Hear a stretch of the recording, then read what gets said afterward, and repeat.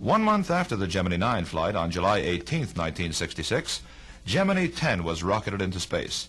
Its mission, rendezvous with 2 targets, and for astronaut Michael Collins, a walk in space.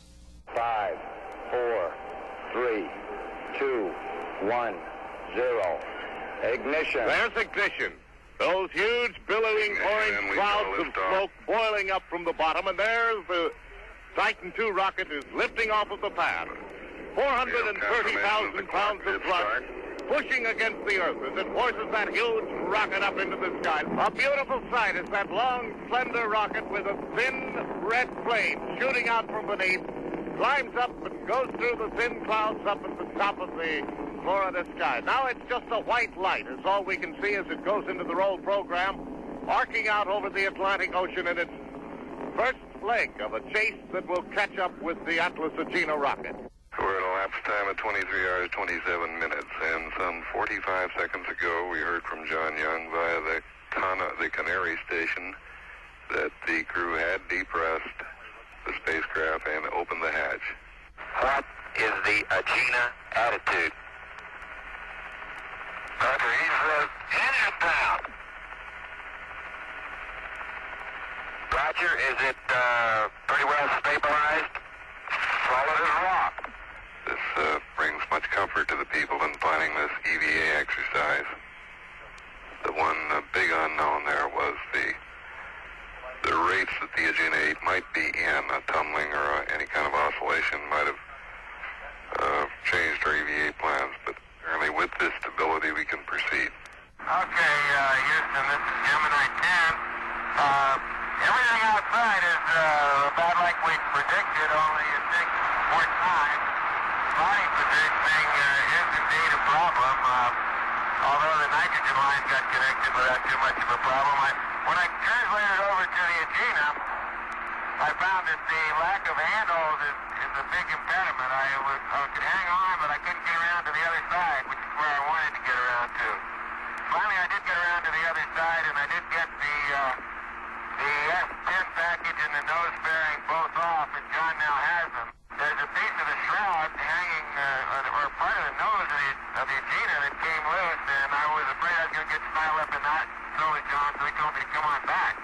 So the new S10, which I was going to put on the Agena, I didn't, and I've just now thrown it away. Also, I lost my EVA Hasselblad in Berkeley, I'm sorry to say. I'm getting ready now to do some gun evaluation. Away from flight. Okay, John, you look up right away. Tell them to use no more fuel. Roger. Okay, we don't want you to use any more fuel. No more fuel, over. Well, then he better get back in. Get back in. Okay, get back in. Not only a camera was lost during the EVA of Mike Collins, there was more. The astronauts described it as a minor item, the flight plan. Another small item, we lost the flight plan out the window, so you might bear that in mind, and the rest of the planning. Okay, well, we'll update you over CSQ. Mission Control's Paul Haney commented on the reaction to this statement. I think everybody got probably the best laugh of the mission out of that. There are no major items. There is a fuel cell purge planned a little later this evening. The burns, of course, can be done by a simple time notation. So somewhere out there in space, along with the gloves, some EVA equipment, and a camera, there's a flight plan for a 3-day dual rendezvous, dual EVA space flight. It's all for the taking. 4, 3, 2, 1, retrofire.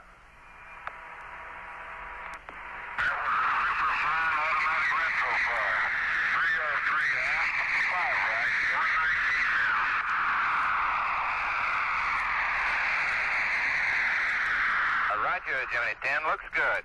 We had splashed down, and it looked to us like 70 hours, 46 minutes, and about 45 seconds. The distance estimate is between 4 and 5 miles. That's from the ship as well as from the aiming point. The controllers here are exceedingly pleased with the accuracy of this landing. Of course, they were not as close as the Gemini 9 crew. Gemini 9 holds the all-time record. They came down 0.4 nautical miles from the aiming point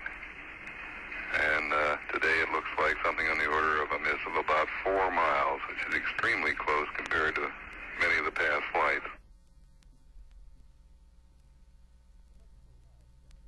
The next to last Gemini flight orbited the Earth 44 times. During more than 160 minutes of the trip, Charles Conrad conducted EVA experiments. An altitude record of over 850 miles was set as the project to land a man on the moon was becoming more and more a reality. The flight of Gemini 11, September 12th, 1966. T-minus 10, 9, 8, 7, 6, 5, 4, 3, 2, 1, 0. We have ignition. There's ignition.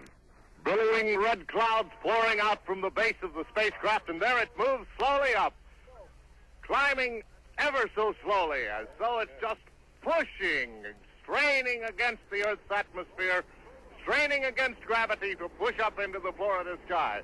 The roar beginning to reach us now as that sleek black and white missile takes its precious cargo into a space chase around the world. Very good indeed.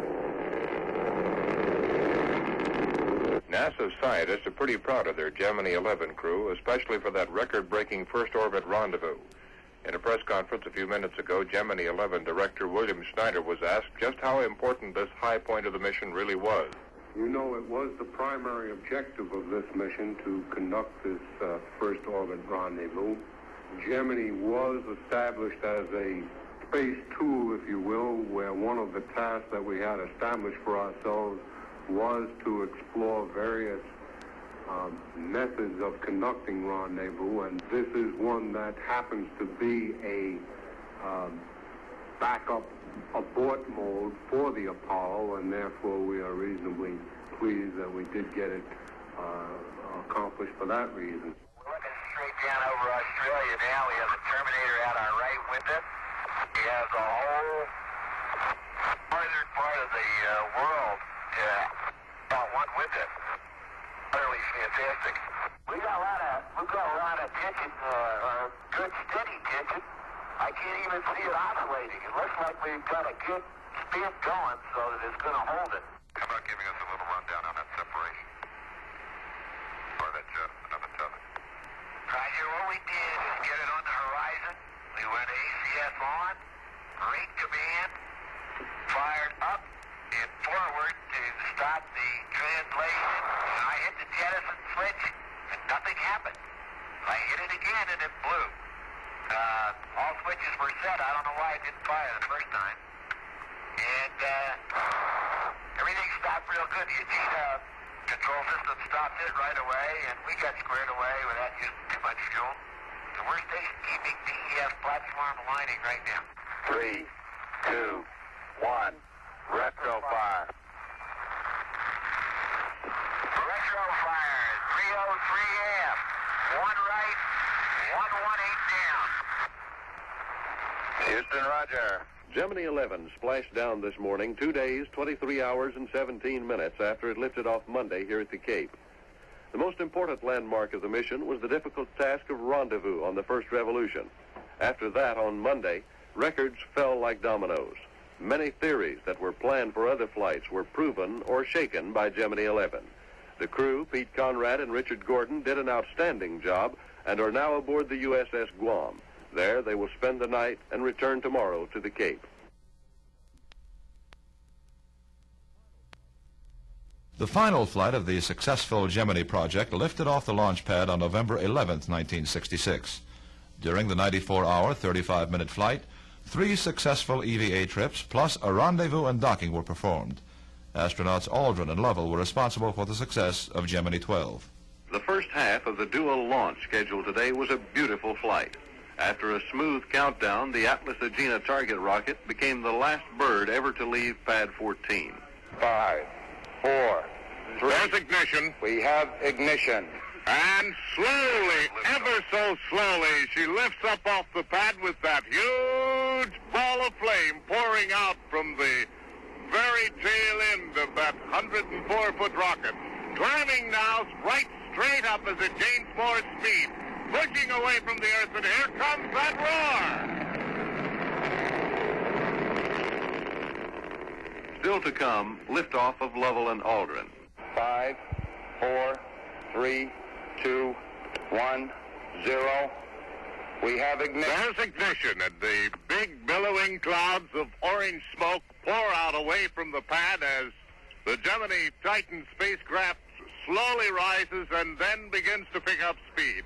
A long, thin, razor-sharp blade of flame shooting out from the bottom of the spacecraft as it shoots up on into the sky.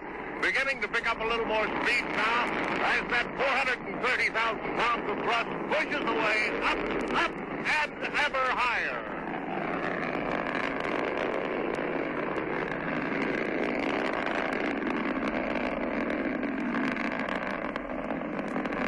Gemini 12, Houston, Capcom through Guaymas, standing by. Roger, Houston, this is 12 here. We're standing by too. There we are. Everything's been completed except retrieving the EV